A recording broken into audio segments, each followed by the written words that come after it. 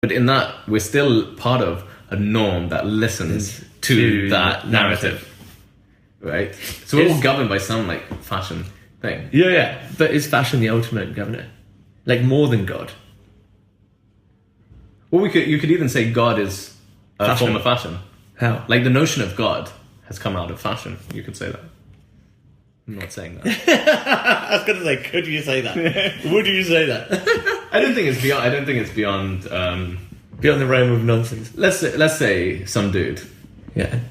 For like hypothetical sake, you call him like Prophet Muhammad or like Jesus or something like that. Somebody, and he says this incredible thing, like incredible stream of poetic prose, and then like a bunch of people around him listen to him. And like, dude, man, you gotta check out this motherfucker. He is killing it. Like that, like eloquent, verbose, like transcendent, ethereal man. He's like.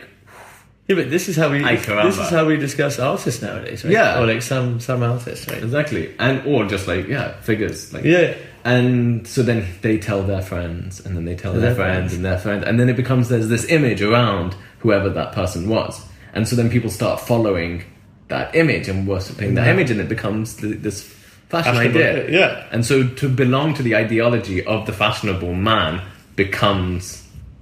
Fashionable. Yeah. So if he's professing God, then God itself becomes fashionable, right? But then if we if we say fashion lives in this state of flux, eventually we'll come to a state when that God is not fashionable anymore. And maybe it's slowly happening now. Well, I think like now it's happening, and it's happening in both ways. Yeah, right. People are going more into this kind of spirituality. Yeah, that's true. New age stuff, but there's also this atheism, which is really powerfully fashionable as well. Yeah. But then is spirituality not really just a reaction to the atheism? Like this new age of spirituality?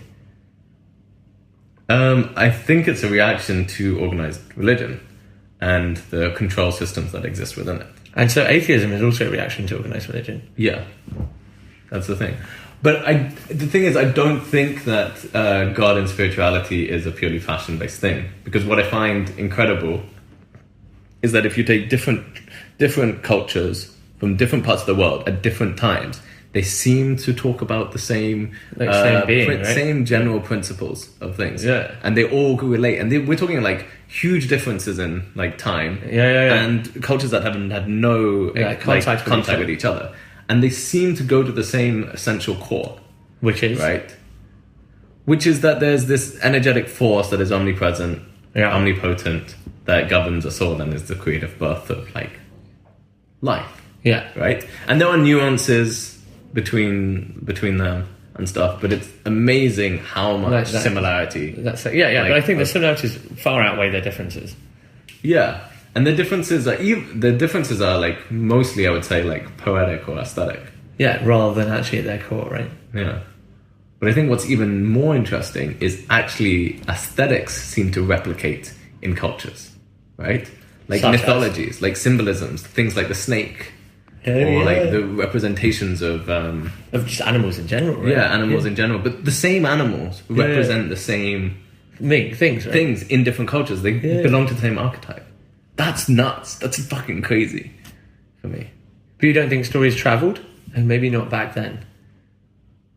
But you're right though. But also it's not even that. Like if we ignore religion, it's like just stories that mothers tell their children.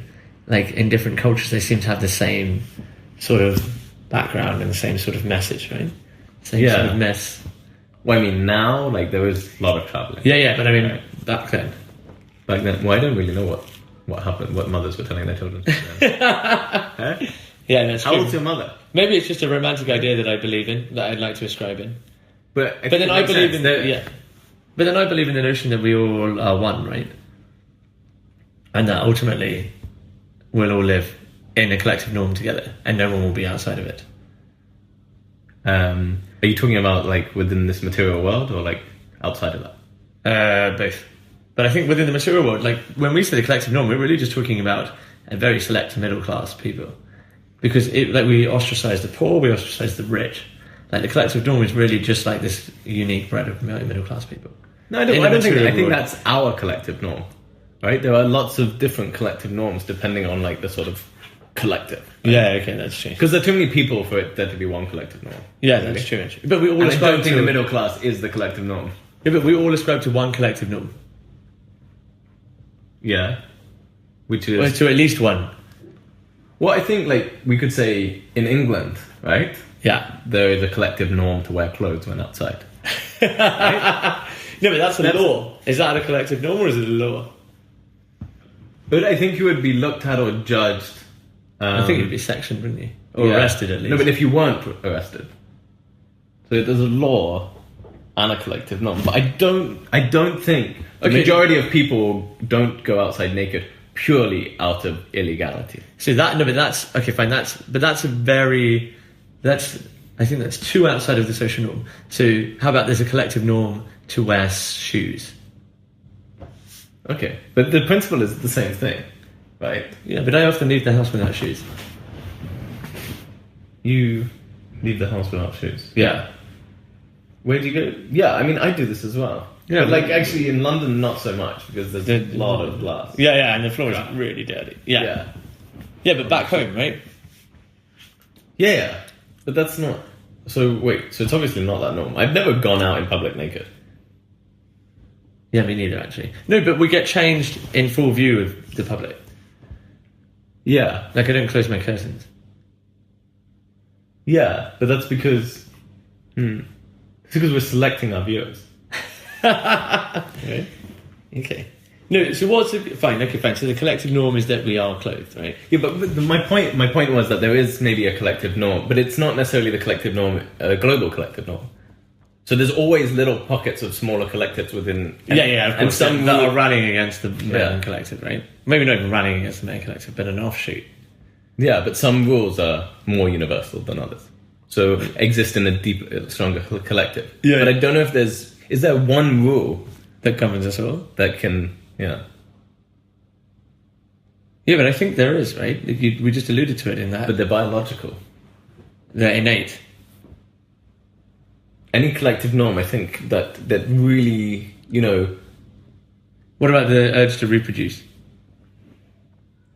But there are people who don't do that, right? Yeah. Yeah, but... people who are actively... Some people actively say, I don't want to reproduce. Because the world's overpopulated. Yeah. Or because I don't want to lose, freedom or something. Yeah. But maybe the urge to do it, maybe they're suppressing an urge. Yeah, exactly, because everyone has the urge. But so you're saying collective norm? Well, shitting, that's a collective norm. Oh, eating. Oh, yeah, like the things we have to do. But survive. Collective norm is survive. Yeah. So that's the only thing. So what... Actually, even within survive, it's like suicide and things that people are doing to actively hamper their chances to survive. Is there anybody who doesn't shit, though? Actively doesn't shit? There must be some. Yeah. There must be someone. What about if you don't have a bowel, you have a stoma? You just... Yeah, but that's not I feel like we're getting very... Very, okay, fine. Where is this fashion talk going? But I think the point is that fashion governs... everything. But it operates in, microcosms, and the collectives that it governs are never that huge. Collectives that it governs are never that huge. Yeah, but which is why we discredit fashion. Which is why we don't realise its impact. Yeah. Well, that's why we discredit fashion. Yeah. Yeah. No. That's true, and that's what makes it more powerful. Yes, because it's more subliminal. We don't realise it. Yeah. Because we think that we're operating by ourselves. Exactly. Because not everybody's doing it. Yeah. And you feel like you're... you think we've got autonomy, but really we don't. Yeah, for sure. That's a good place to end the podcast. To end, yeah.